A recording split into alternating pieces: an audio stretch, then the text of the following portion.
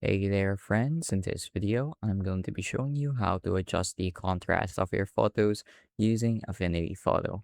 So it's really easy and really simple.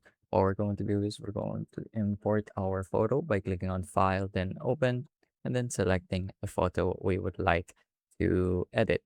So as you can see, right now it's a little washed out. And also one thing you want to make sure when you're starting out using Affinity is you want to go to the Develop Assistant settings by clicking on this button right here and making sure that your default tone curve is set to Do Not Apply. This way, you get a lot more control over the look of your photo because if you have for example, a standard tone curve applied, as you can see, the look of your photo changes very quickly depending on what kind of tone curve you have set. So with tone curve set to off, we can start making a few of our adjustments. And what I'm going to do is I'm going to raise the exposure just a little bit just to bring everything up to a reasonable level. Then I'm going to go over to the tones tab and then go to curves. So here I'm going to want to add a few points to the graph just to induce some contrast. So this is called dynamic contrast. It's the contrast between the light and the dark areas of your image. And you'll notice that this is very similar to what the tone curve applies by default, the standard tone curve. It's very similar, but doing it this way, you have a lot more agency and control over the final look of the image. So I just added 2 points, one in the dark parts, one in the lower parts, which represents the dark areas, and one in the upper part, which represents the lighter areas. So what I did was I just added some contrast by increasing the difference between those 2 points. Now that that's done, we can continue making a few more adjustments to your image. Let's say I want to up the brightness just a little bit.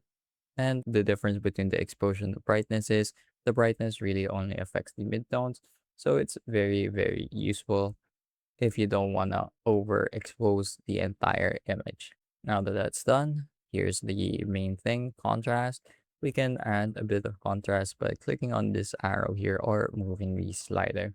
Overall, I try not to adjust this too much. I like to rely more on the curves and the exposure and brightness versus relying mainly on the contrast slider because it has a tendency to make certain colors look weirder than they usually are.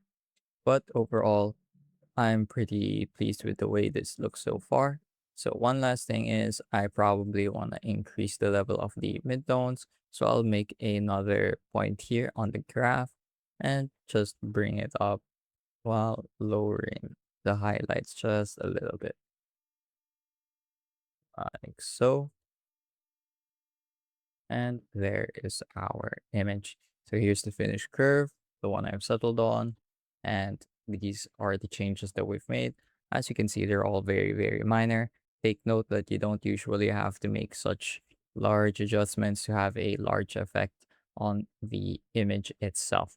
So if we go ahead and look at the before and after, the before is on the right side and the after at the left. You can see there's a lot more contrast in the image in the left. It looks a lot less washed out and overall the image just pops a little more thanks to the changes we've made with the exposure and the brightness.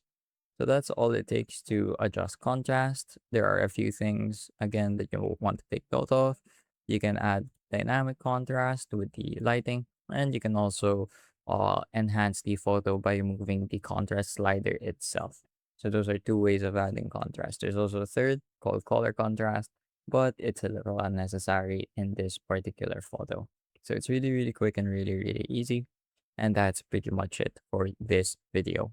I hope I was able to teach you something new and something useful. And as always, thank you for watching.